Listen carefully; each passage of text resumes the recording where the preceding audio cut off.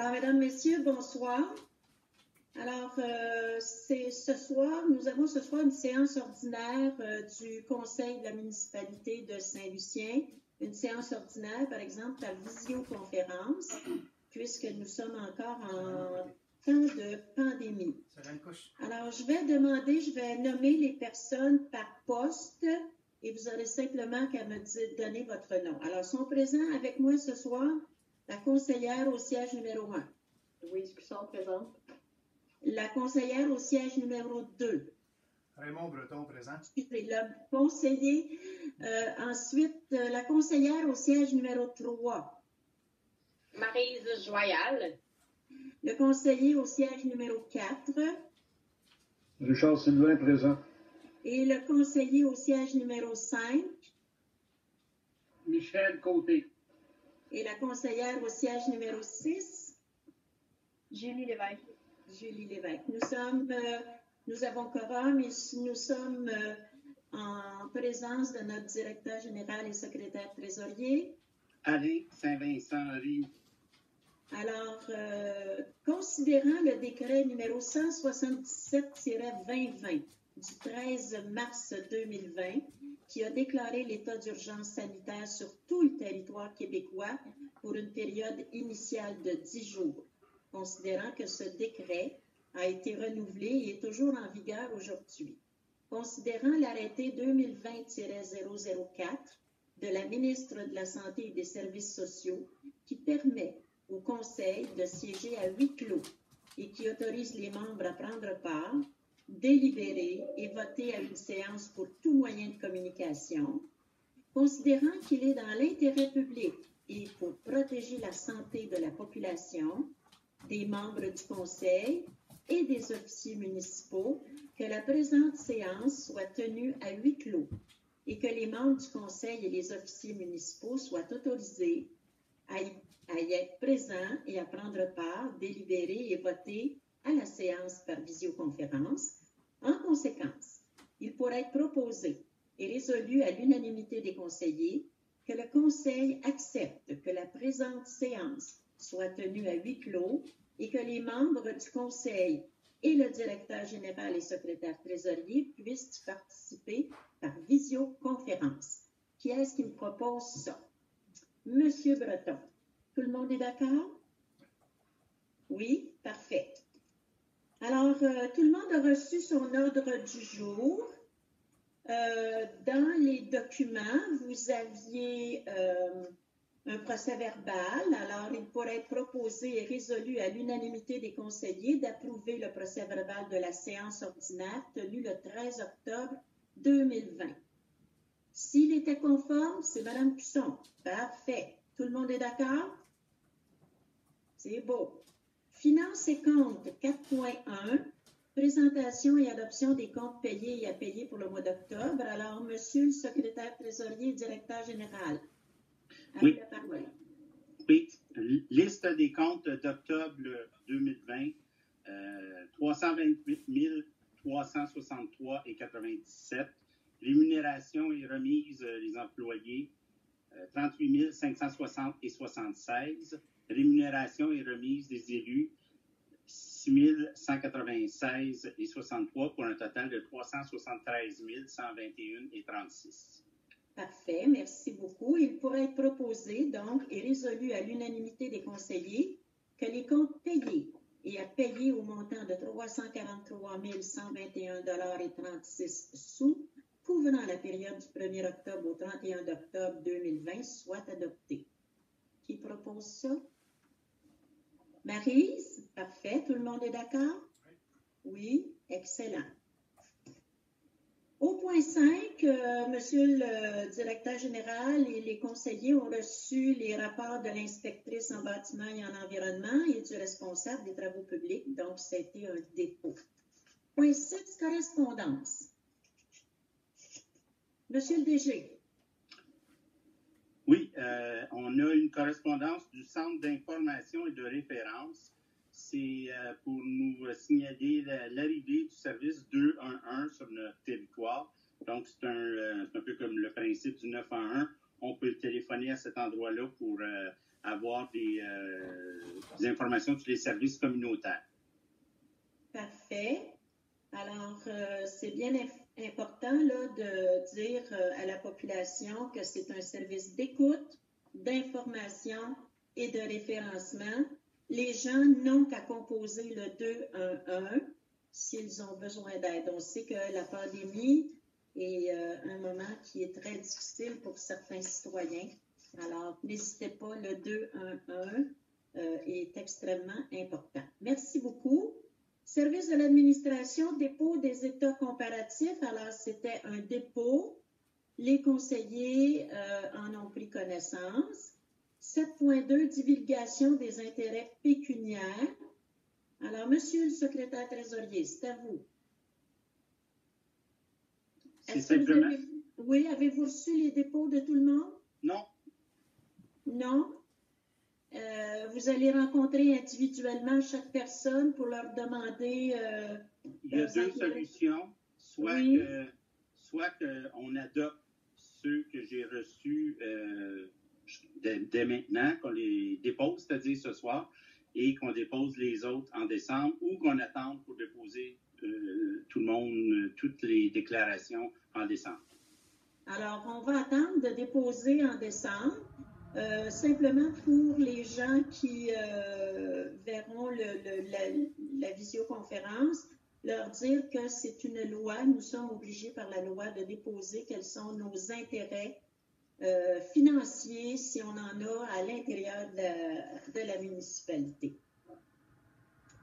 On arrive au point 7.3. Le point le plus aimé à chaque année, ce sont les transferts budgétaires.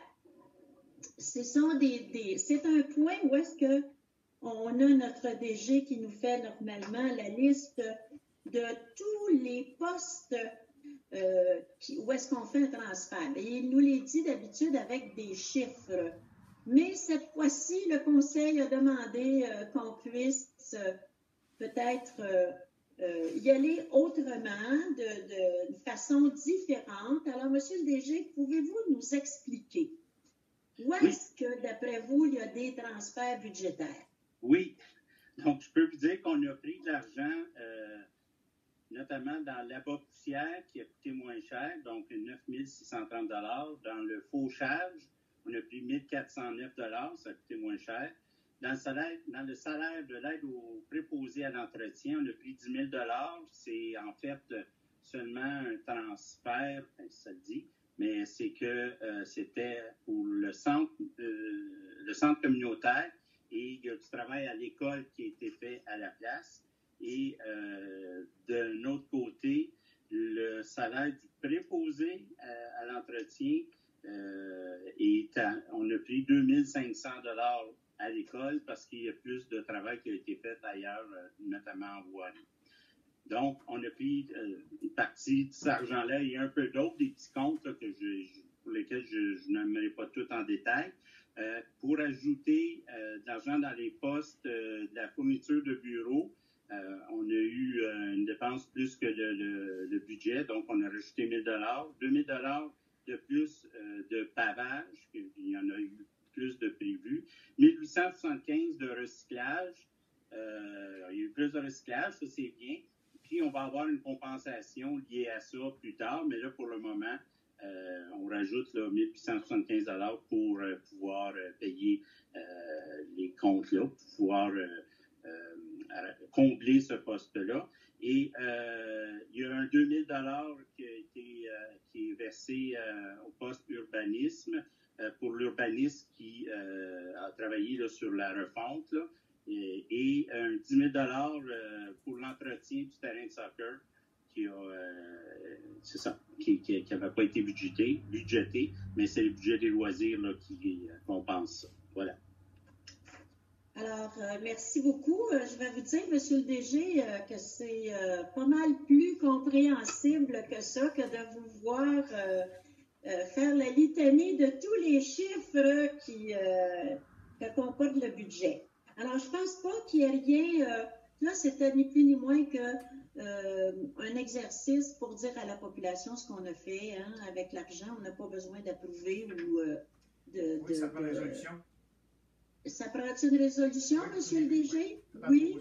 Je vais le proposer. Alors, qui est-ce qui me propose? Oui. Raymond Breton, tout le monde est d'accord avec ça? Oui. Êtes-vous tous d'accord avec la nouvelle façon de présenter les chiffres? J'imagine que oui, hein? Bon, parfait. Alors, 7.4, programmation tech révisée. Alors, le tech, là, c'est la taxe sur l'essence et la contribution du Québec qu'on attend toujours, qu'on reçoit du gouvernement et qui s'en va habituellement dans la voirie.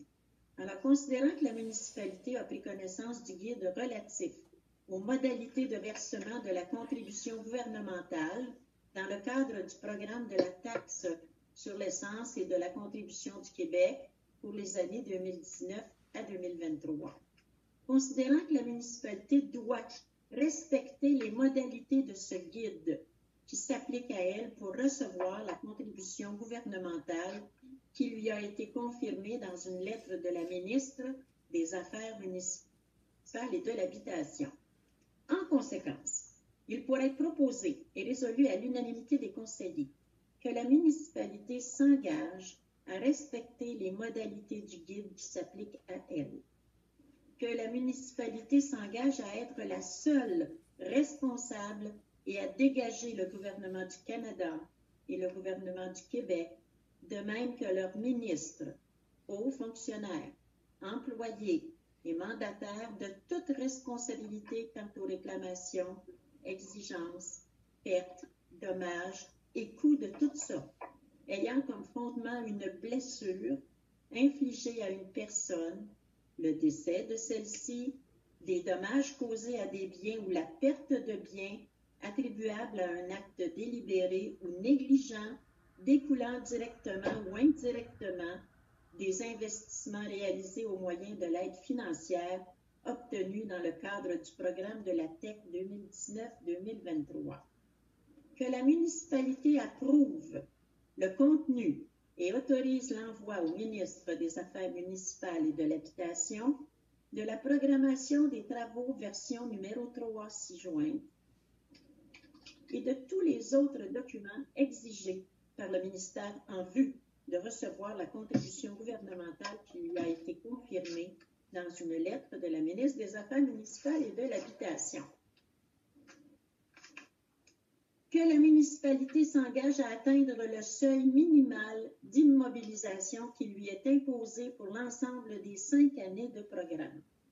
Que la municipalité s'engage à informer le ministère des Affaires municipales et de l'Habitation de toute modification qui sera apportée à la programmation de travaux approuvée par la présente résolution.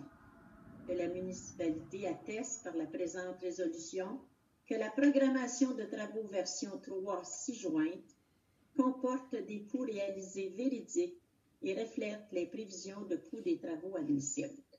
Pas facile, hein, un texte qui n'a pas de virgule, puis qui n'a pas de point-virgule, aucune ponctuation. Alors voici, les travaux version 3, 2019-2023. Alors, ce qui était programmé, c'est le chemin Hemming en 2019, ce qu'on a fait l'année passée. Il y avait un 2 km, c'était une évaluation de 482 830 $ taxes incluses. Et la réalisation s'est soldée par 209 176. C'est ça, M. le DG, ou c'est moi qui fais erreur? Ben, en fait, c'est le 209 000, c'est le versement du gouvernement. Donc, c'est le montant qui nous verse. C'est ça. Donc, nous, le gouvernement nous a donné 209 000 et ça a coûté 482 000. OK. La route du pont qui a été faite cette année, le gouvernement nous donne 209 000 encore, mais ça nous coûte 363 000. Monsieur le DG? C'est l'évaluation qui a été faite. OK. Ça ne veut pas dire que ça nous a coûté ça, 363 000. C'est exactement. Ça a coûté un peu plus cher.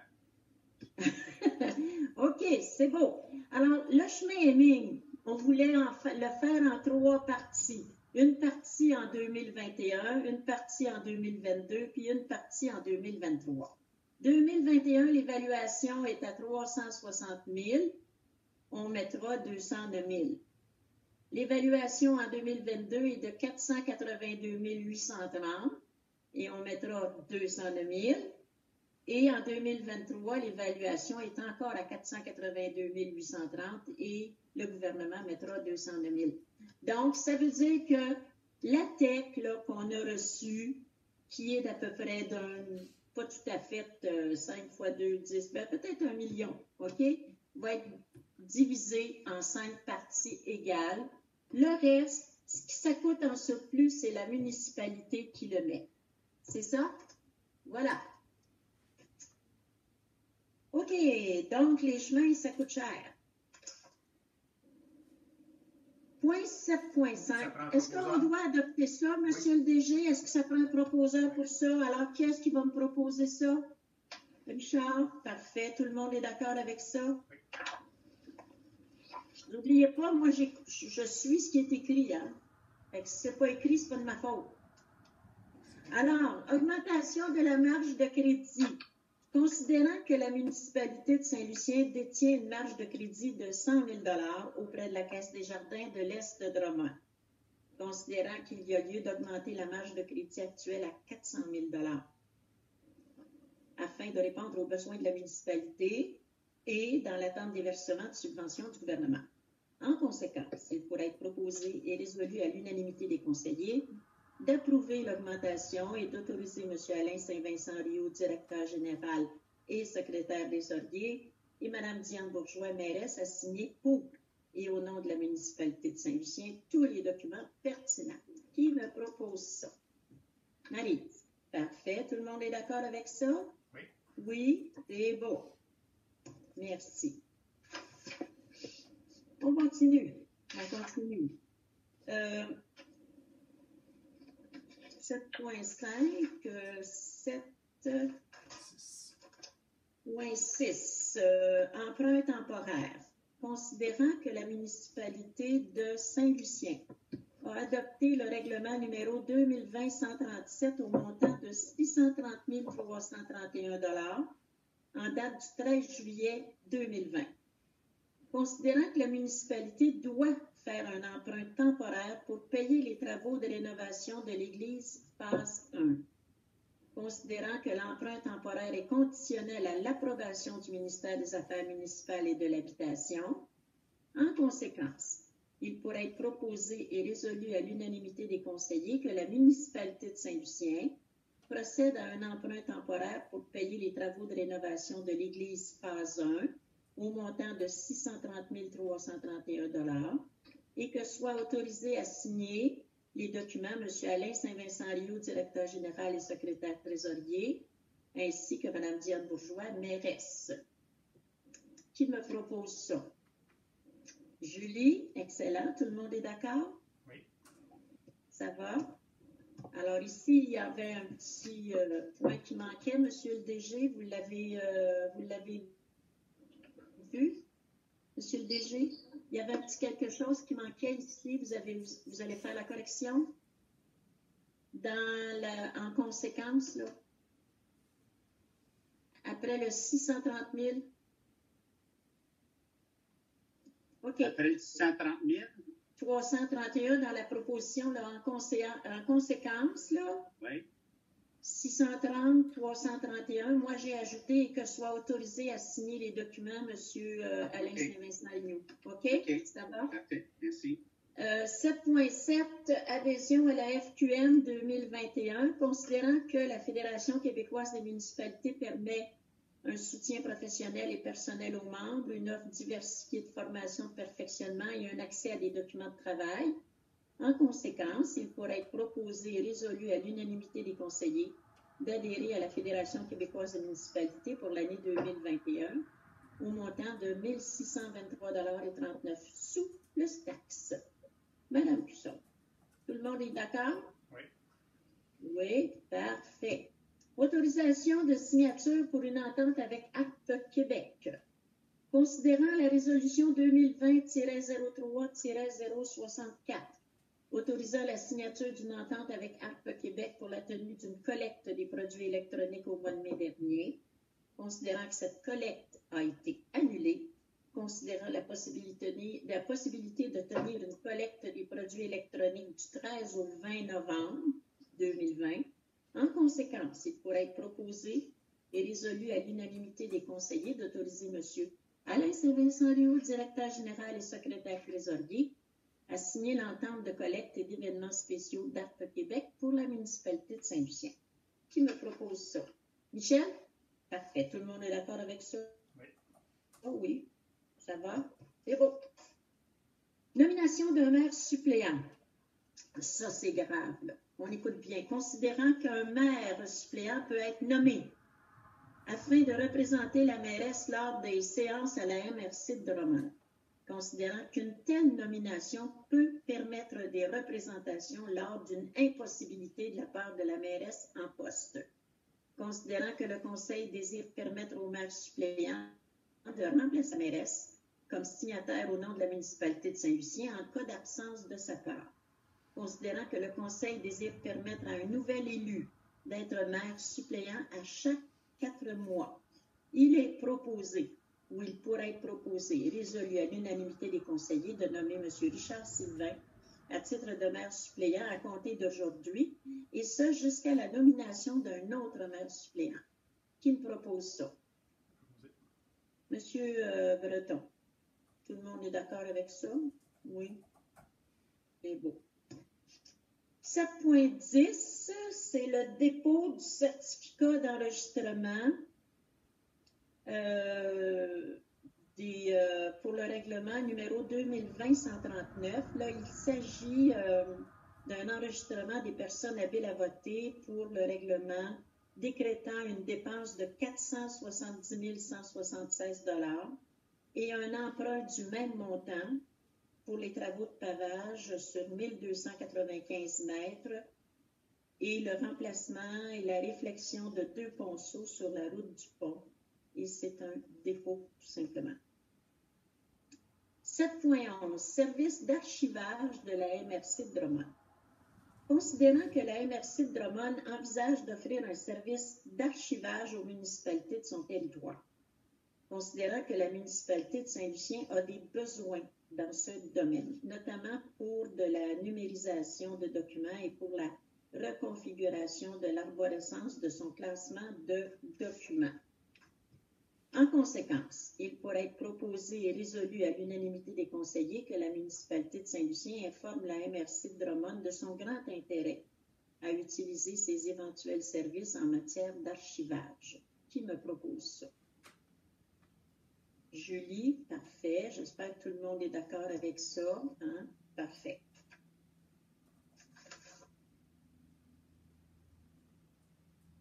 Je voulais juste vérifier, Monsieur le DG, est-ce que c'est la MRC de Drummond qui voulait offrir le service d'archivage ou elle l'a pris juste pour elle? Non, ce qui a été discuté, c'est qu'elle l'offre à des municipalités. Effectivement, eux engagent une ressource et ils veulent la partager avec les municipalités. Excellent. Merci beaucoup. Ça, c'est très long, là. C'est la demande pour pouvoir intervenir dans la contestation des règlements d'application de la loi sur les hydrocarbures. Je sais qu'il y a quelqu'un qui va dans la municipalité nous écouter bien comme il faut, écouter les propositions parce que la personne veut s'occuper de sensibiliser les citoyens de Saint-Lucien sur cette démarche-là de l'entreprise Kester.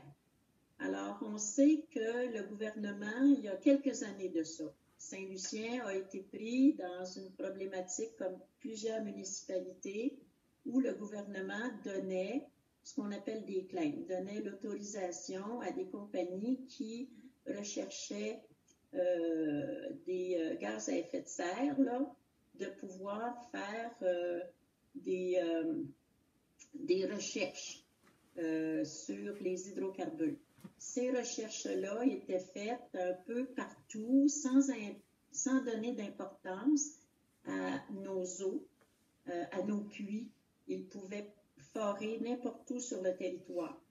Là, il y a eu un comité pour la protection de l'eau potable qui s'est mis en branle et qui est parvenu autour des années 2018 à sensibiliser le gouvernement assez fortement pour que celui-ci, c'était le gouvernement libéral à l'époque, puisse se retirer et puisse mettre un règlement qui disait aux entreprises, n'allez pas forer, laissez une distance entre le puits et votre forage d'au moins 300 mètres, au moins 1000 pieds. Parce qu'on sait que le forage, il descend verticalement et rendu à une certaine distance, tout dépendant de la porosité de la pierre, il s'en va horizontalement et va chercher les sources d'eau ou va contaminer les sources d'eau. Mais le nouveau gouvernement qui est arrivé en poste depuis 2 ans, c'est un gouvernement très proche des entreprises et qui, tranquillement, est en train de lever ces interdictions de forer à 1000 pieds au moins des puits des résidents. Alors, ce soir, ce qu'on demande à la municipalité de Saint-Lucien, c'est d'emboîter le pas à d'autres municipalités pour qu'on puisse, si Quester qui est une entreprise qui amène le gouvernement devant les tribunaux pour faire valoir ses droits, si Quester le fait, au moins on aura une petite cagnotte, un montant d'argent pour que nous aussi, les municipalités, on ait des représentants auprès des juges pour leur expliquer que faire du forage près des puits, ça a des conséquences pour que Quester ne soit pas seul devant les tribunaux. Alors, l'objet de la proposition ce soir, c'est celle-là. Et vous allez retrouver dans le petit curieux plus d'informations que ce que je viens de vous donner. C'est plutôt long, mais j'apprécie que mes collègues soient conscients que donner 250 $ pour protéger, à l'instar de d'autres municipalités, je trouve ça bien chouette, bien correct. Alors, considérant la démarche effectuée par plusieurs municipalités québécoises depuis plusieurs années pour mieux protéger les sources d'eau potable menacées par les projets de recherche, de production, de stockage et de transport des hydrocarbures dans les territoires municipaux.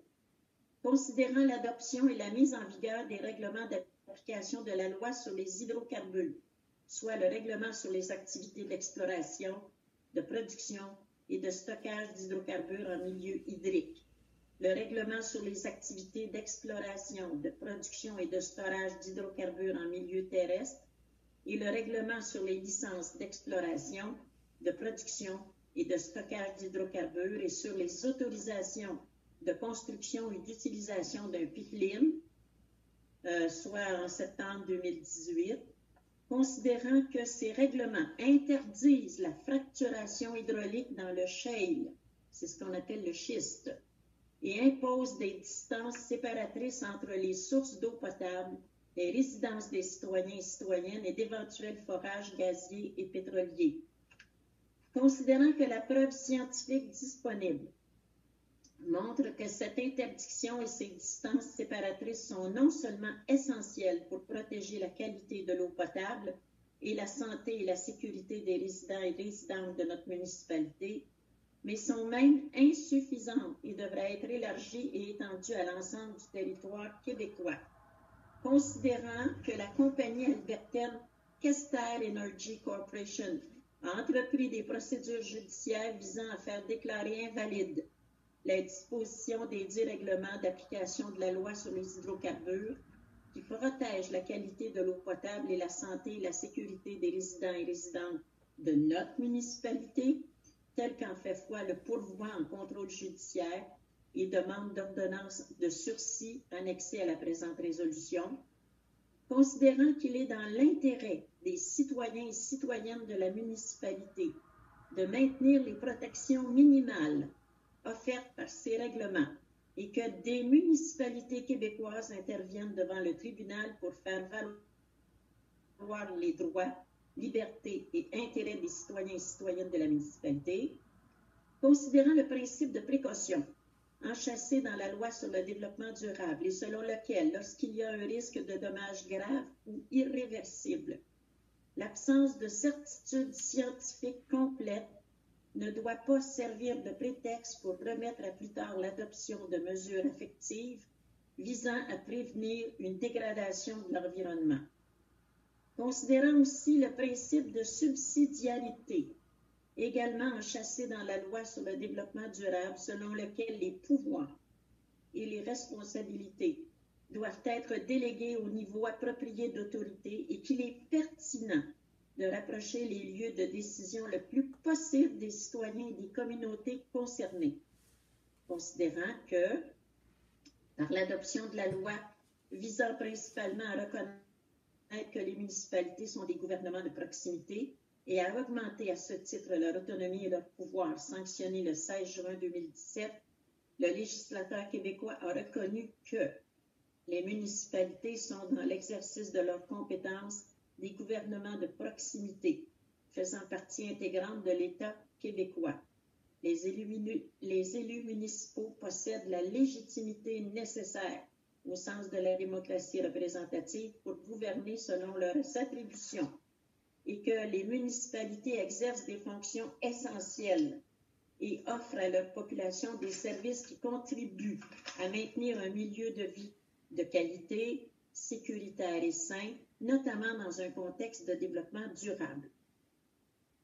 Considérant que la municipalité de Sainte-Luce-sur-Mer et d'autres municipalités ont décidé de demander au tribunal l'autorisation d'intervenir dans cette cause pour faire valoir les intérêts, droits et privilèges des citoyens et citoyennes et pour s'assurer que les protections minimales offertes par ces règlements soient maintenues. Considérant que le Fonds intermunicipal de défense de l'eau peut financer au moins en partie ce recours aux tribunaux et que tout besoin supplémentaire, le cas échéant, pourrait être financé par une contribution modeste des municipalités. Alors, si on comprend bien, il y a déjà un fonds, OK, et nous, c'est notre contribution supplémentaire à ce fonds. Considérant que l'article 91 du Code de procédure civile prévoit que plusieurs personnes ayant un intérêt commun dans un litige peuvent mandater l'une d'elles pour agir en justice pour leur compte. Considérant que les municipalités de Sainte-Luce-sur-Mer, Austin, Lanoraie, Nantes, Sorel-Tracy et d'autres municipalités, si après nommer les municipalités requérantes, ont accepté de se porter requérantes et de représenter toute municipalité qui leur aura fait parvenir une résolution adoptée en bonne et due forme, les mandatant pour agir en son nom en la présente affaire. Considérant les difficultés logistiques pour réunir à nouveau les municipalités concernées par la demande de dérogation et les contraintes juridiques liées à la nécessité d'observer les délais légaux pour entreprendre la dite intervention dans la procédure judiciaire entreprise par la compagnie Cascade Energy Corporation, considérant qu'il y a lieu de mandater les municipalités requérantes afin de nous représenter et agir pour notre compte dans le cadre du recours judiciaire intenté par la compagnie Cascade, afin de faire valoir nos droits et protéger nos intérêts quant à la demande de faire invalider les dispositions pertinentes des règlements d'application de la loi sur les hydrocarbures. Ça achève, ce ne sera pas là.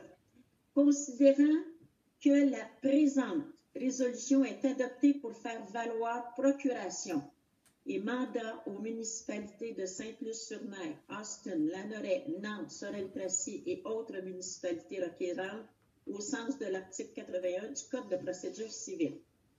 En conséquence, il pourrait être proposé et résolu à l'unanimité des conseillers de réaffirmer la volonté de la municipalité de Saint-Lucien de mieux protéger les sources d'eau potable sur son territoire et la santé et la sécurité de ses résidents et résidentes. De confier aux municipalités de Saint-Luce-sur-Mer, Austin, Lanoraie, Nantes, Sorel-Tracy et autres municipalités requérantes le mandat de la représenter et d'agir en son nom dans le cadre du recours entrepris par la compagnie Cascade Energy Corporation afin de faire valoir ses droits et protéger ses intérêts, le tout en application de l'article 91 du Code de procédure civile. de demander à la Direction générale de faire parvenir une copie certifiée conforme de la présente résolution au comité de pilotage de la démarche commune des municipalités en faveur d'une dérogation au réseau pour la protection de l'eau potable pour confirmer l'octroi du mandat de représentation à la présente affaire et d'autoriser une contribution financière d'un montant de 250 $ à faire parvenir notre contribution au comité de pilotage de la démarche commune des municipalités en faveur d'une dérogation au réseau de protection de l'eau potable. Voilà. Qui est-ce qui me propose ça? Je vais proposer. Qui va me proposer ça? Raymond, oui, parfait. Je souhaite un petit correctif, Mme Oui. la mairesse, juste pour le bien Oui. pour que les gens comprennent bien. Il y a peut-être un petit lapsus tantôt, on a parlé de gaz à effet de serre, mais c'est de gaz de schiste en réalité qu'on parlait. Oh, je m'excuse. C'est pas moi grave, qui ai on fait parlé tous de la même gaz à effet de serre? Oui, c'est le Non, gaz mais de ça schiste. se peut, oui, hein. Bon, c'est juste parce que, bon, c'est très bien de me le faire, de me le faire penser. Merci beaucoup. Les deux. Alors, il y a une personne dans notre municipalité qui s'est dit très intéressée à travailler ce document-là. Je vais la rencontrer et puis c'est Isabelle Paradis. J'ai trouvé ça suite à la lecture dans le Petit Curieux, j'ai trouvé ça bien le fun. Parce que moi, je ne peux pas m'en occuper, là, j'ai trop de choses. Alors, elle va continuer à nous alimenter comme conseil sur ce dossier-là. Ensuite, 7.13, article apparaître dans le Petit Curieux afin d'informer les candidats potentiels aux élections municipales du 7 novembre 2021.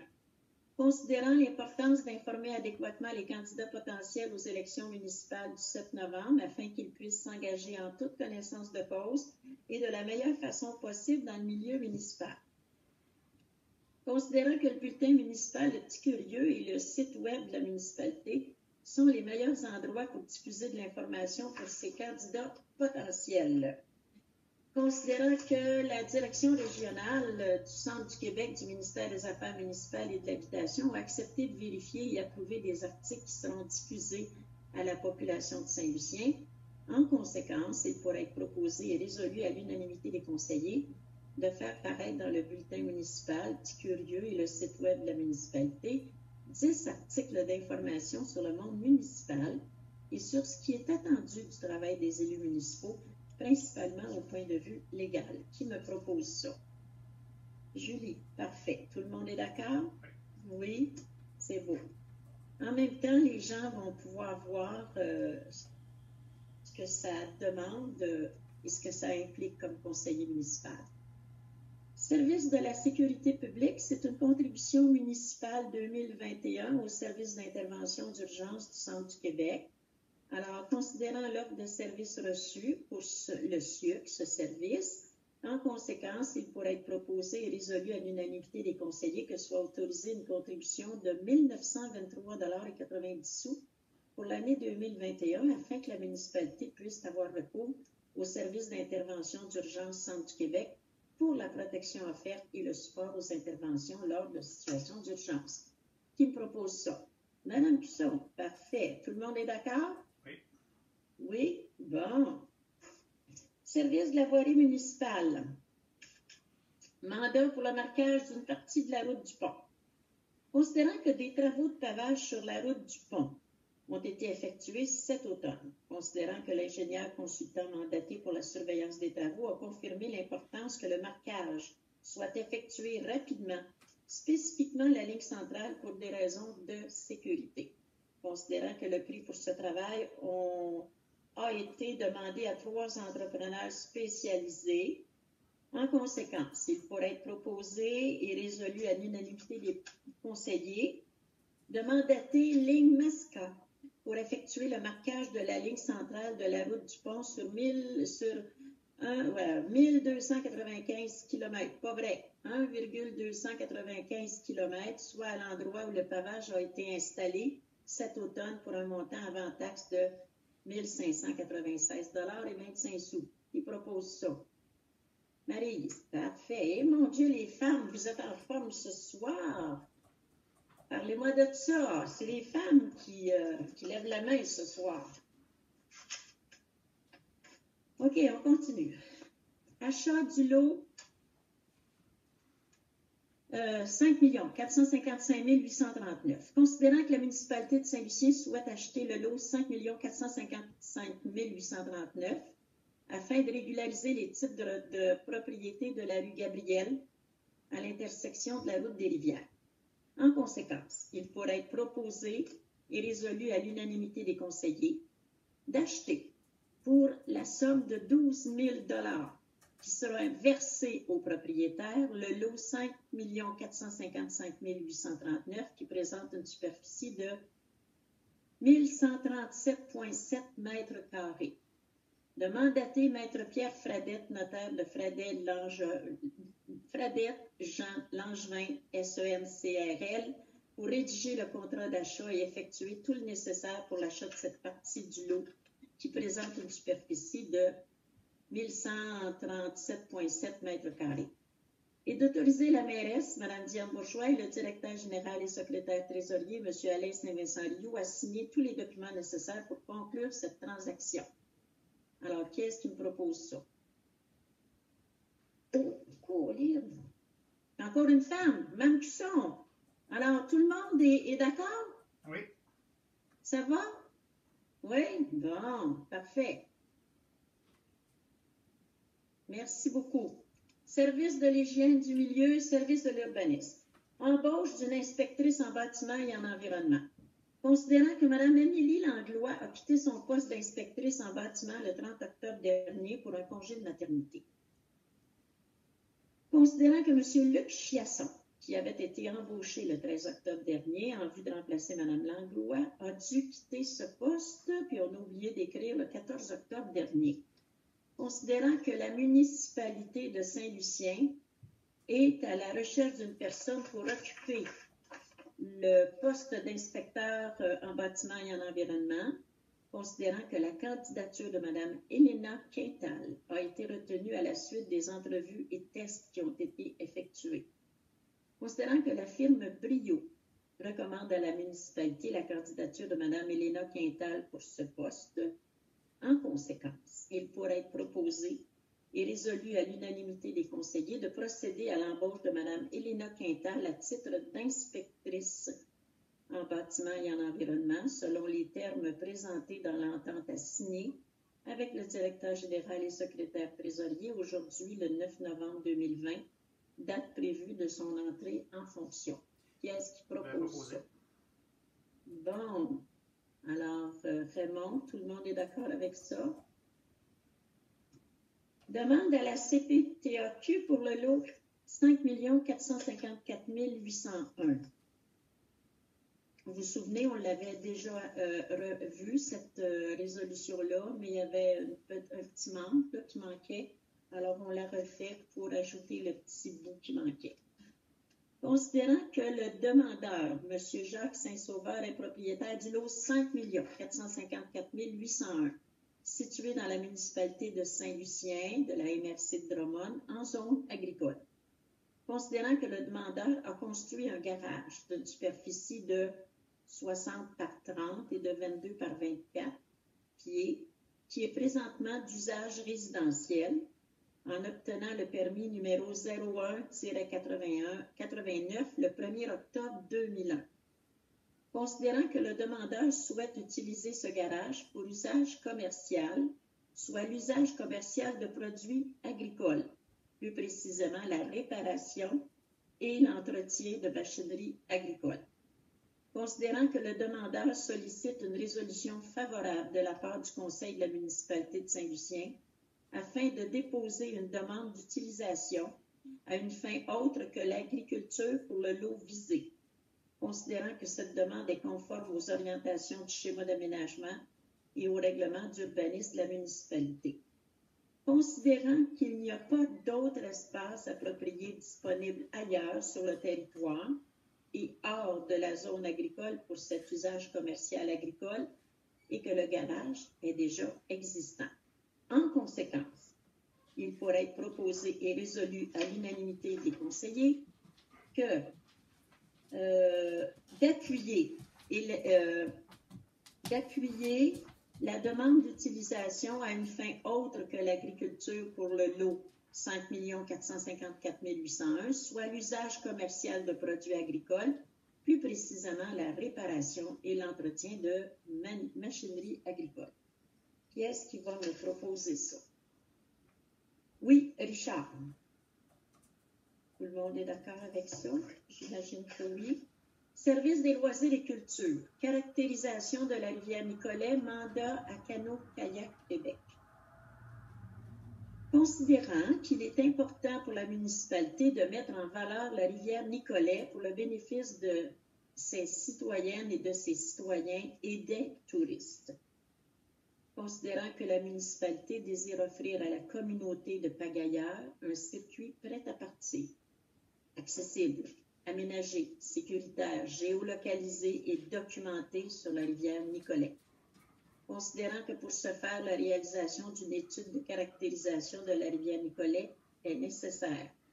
Considérant qu'en réalisant une étude de la caractérisation de la rivière Nicolet, la municipalité s'assure de recevoir une subvention de soutien à la mise à niveau, certification circuit rivière de Canot-Kayak Québec, pouvant atteindre jusqu'à 10 000 $, ainsi que la certification provinciale circuit rivière de Canot-Kayak Québec à l'été 2021 ou 2022.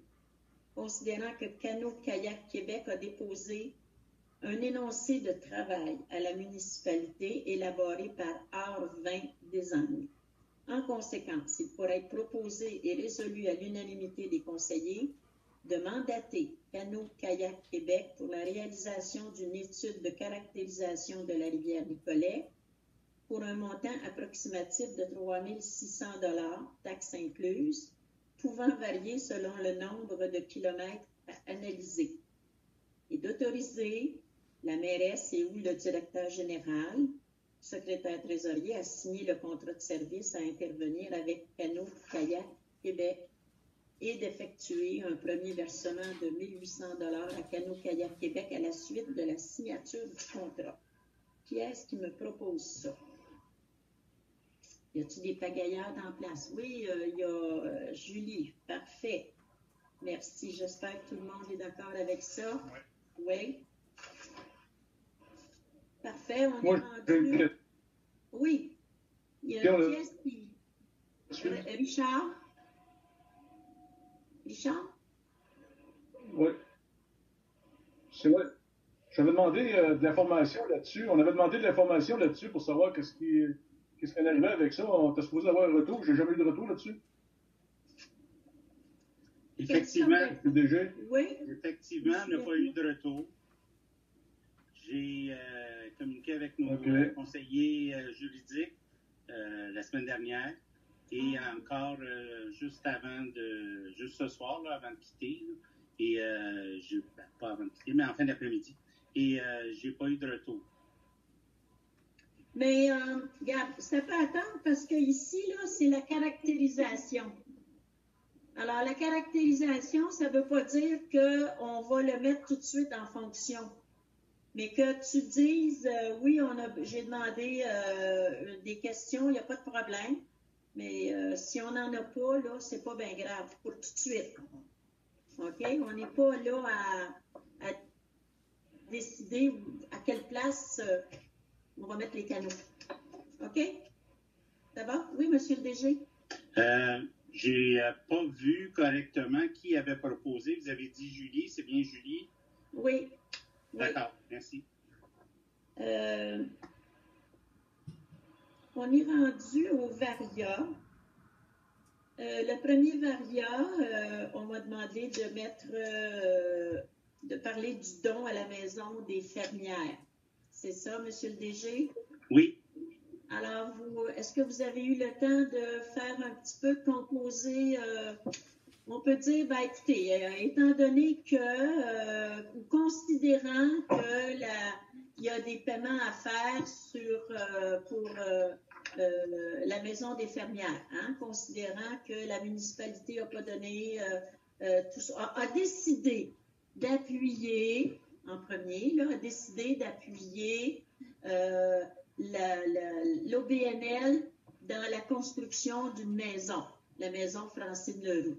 considérant que la municipalité s'est engagée à faire un don de 400 000 et considérant que la maison est presque terminée et qu'il y a des montants de travaux à rencontrer. Alors, la municipalité, il pourrait être proposé et résolu à l'unanimité que la municipalité puisse fournir un autre 100 000 à l'OBNL Maison Francine Leroux. Est-ce que ça vous convient, tout le monde, Monsieur le DG? J'avais entendu dans les discussions préliminaires conditionnellement à ce que des chiffres Les comptables montants soient remis. Parfait. OK. Excusez, est-ce que je pourrais rajouter quelque chose? J'aimerais ça savoir aussi s'ils ont des numéros de taxes TPS, TVQ. Est-ce Oui. que le comptable pourrait nous le fournir, ce document-là? Ben, je ne sais pas s'ils l'ont dans le moment, mais je sais qu'ils devaient le demander. Ils vont recouvrer les taxes, ça c'est clair, parce que c'est l'OBNL qui va recouvrer ces taxes-là. Ça pourrait être un montant qui pourrait être remis à la municipalité. Ça va? Oui. OK. Alors, qui est-ce qui propose ça? Je vais proposer. Julie? Parfait. Tout le monde est d'accord? Est-ce que je vois? Parce qu'on en a discuté. Pas de problème. S'il y en a qui ne sont pas d'accord, il faut le dire. Là. Deuxième point, je voudrais féliciter le Cercle des fermières de Saint-Lucien. Le Cercle des fermières de Saint-Lucien, c'est très rare qu'un cercle de fermières soit en nomination au Gala de culture Centre du Québec.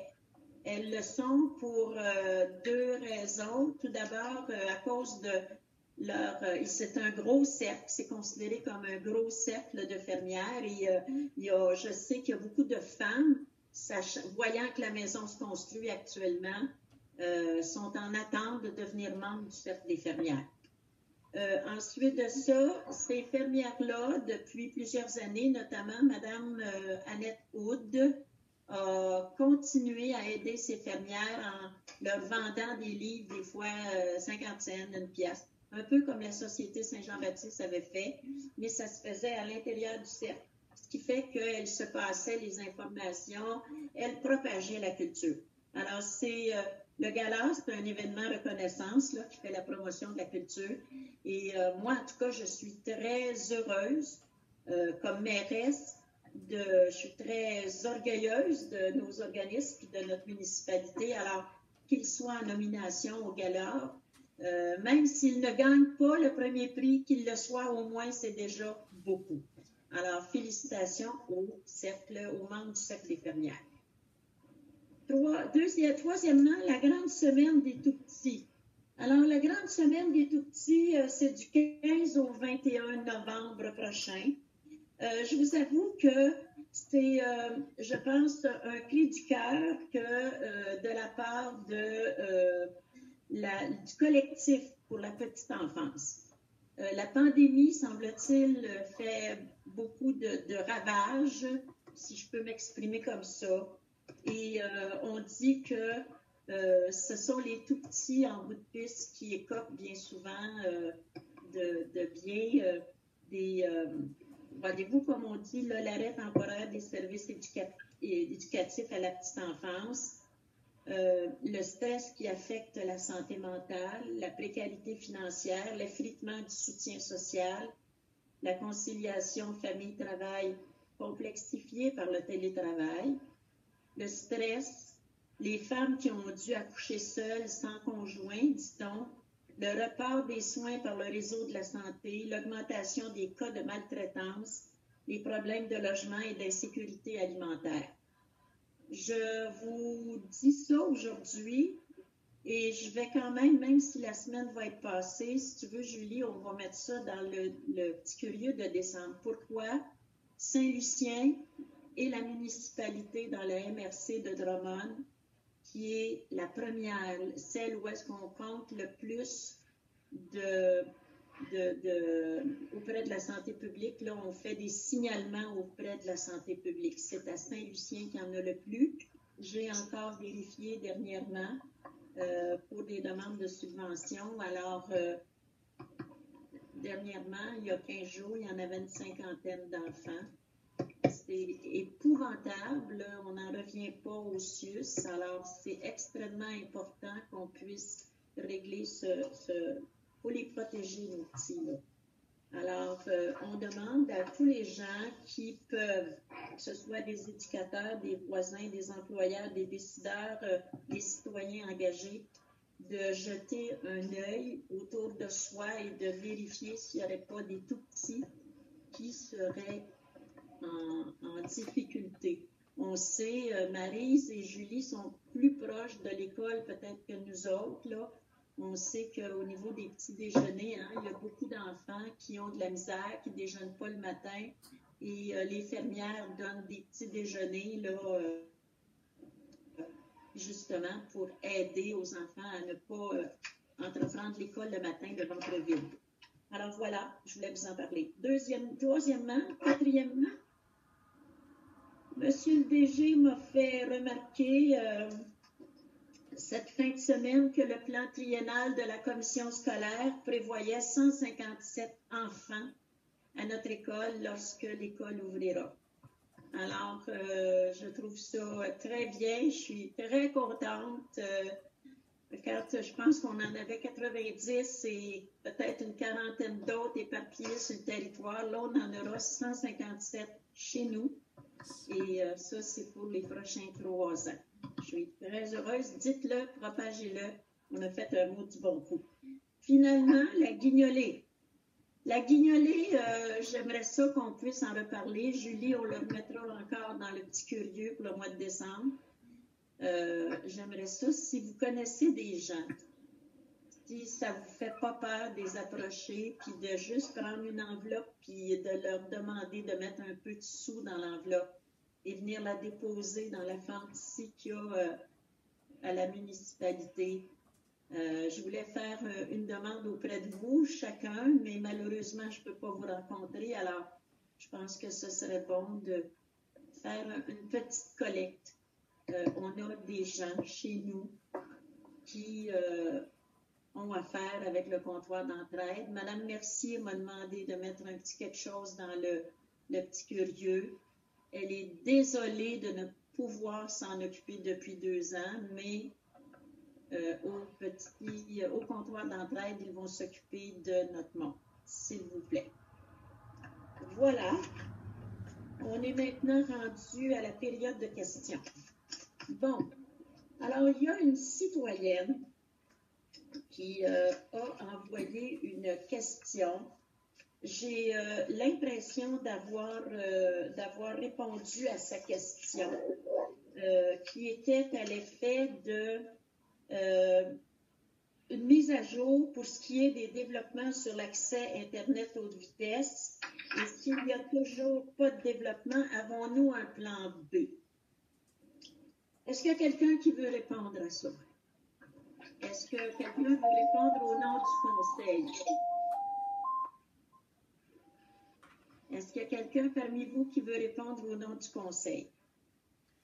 Peut-être m'avancer un petit peu là-dessus. Je pense que dernièrement, les dernières discussions qu'on a eues, c'est qu'il y avait un projet présentement qui s'en on était éligible, que Saint-Lucien va être éventuellement branché tout le long de la 255, qui va être, comme on dit, le trottoir principal. Et à partir de là, il va y avoir des embranchements dans les autres sections. On nous a parlé, si je me souviens bien, de 12 à 18 mois. Et c'est parce que présentement, les retards se font parce qu'il y a des problèmes de communication, de négociation entre Hydro et Bell, puis les poteaux, les fameux poteaux. Finalement, les compagnies n'ont pas le droit présentement d'utiliser les poteaux qui sont en place. Donc, c'est ce qui retarde les projets présentement. On nous a dit que d'ici 12 à 18 mois, ça serait fait. Donc, on n'aura pas besoin, la municipalité, de payer pour se faire brancher. Ça va faire partie des plans du gouvernement qui va payer pour nous brancher. La seule chose qu'on nous demande, c'est d'attendre que ces négociations-là soient terminées pour qu'ils puissent mettre les projets en marche. Excellent. Moi, je considère que je comprends la dame là, parce que les gens, je les comprends, ils sont excédés d'attendre d'avoir du service. Il y a certaines sections de notre municipalité qui ont du service. Ces gens-là sont chanceux. Parce que Cogeco entre tranquillement, va filer les développements les plus populeux. je sais que du côté de certains des conseillers Maryse, par exemple, pas les nommer, puis Richard, le service, il n'est pas facile. Mais on a le choix. On a le choix de payer, comme dit Raymond. On paye déjà par nos impôts, de payer par nos taxes, et ensuite, ils vont venir nous donner un service qu'on va payer encore. Ce qui est épouvantable, que je ne peux pas, moi, personnellement, accepter. On l'a fait pour l'école, n'oubliez pas, l'école a été payée. On payait pour le nettoyage de l'école, pour l'entretien de l'école, on payait pour la maintenance de l'école et on payait aussi nos taxes scolaires. Ce que je considère comme ni plus ni moins qu'un vol direct. Alors, moi, je ne peux pas accepter ça. Deuxièmement, Saint-Lucien n'est pas configuré comme un village normal. Saint-Lucien a été fait comme village éclaté. On a laissé les gens aller s'installer aux extrémités du village. Et ça ne permet pas d'avoir une concentration suffisamment forte de maisons pour être intéressant pour un câbleau distributeur. Ils ne feront pas d'argent avec notre village. Et déjà, Cooptel nous avait dit que ça va coûter 1 million pour brancher Saint-Lucien. Alors, je pense qu'on n'a pas de plan B. On ne peut même pas en avoir de plan B. Tout ce qu'on a à faire, c'est d'attendre. Je sais que M. Legault a rencontré, ça a été donné dans le journal, puis je peux vous dire que je pousse fort sur ce dossier-là. Nos députés poussent fort aussi. M. Legault a rencontré Bell Canada. Qu'est-ce qui s'est passé? Je ne sais pas. Mais je sais qu'on a juste à attendre. Oui, on a des compagnies qui vont câbler Saint-Lucien. Admettons qu'on mettrait le 1 million, c'est pas demain la veille qu'on aurait le câble non plus, là. Ça prendrait quasiment 2 ans. Il faudrait, pour ainsi dire, que nous, on mette des poteaux à nos frais, ce qu'on ne peut pas faire. Alors, cherchez pas de plan, il n'y en a pas. Le seul plan, je pense, c'est d'attendre. Et je pense que les conseillers et conseillères sont tous d'accord avec moi. Ça va venir, il ne faut pas se décourager. Mais c'est une particularité, c'est ce qui fait le charme de Saint-Lucien. Le fait d'avoir des petits problèmes comme ça. Mais on va s'en sortir. On va faire des petits pas, puis on va régler tous les petits problèmes. Est-ce que ça vous convient, tout le monde, comme réponse qu'on donne à madame qui m'a envoyé cette question-là? Oui? Parfait. OK. Est-ce qu'il y a autre chose qu'on peut ajouter? Non? Ça veut dire que vous êtes en vacances? Pour une semaine. Salut, merci. Bye bye, oui, merci beaucoup. Bonjour tout le monde. Bonsoir tout le monde. Bonsoir.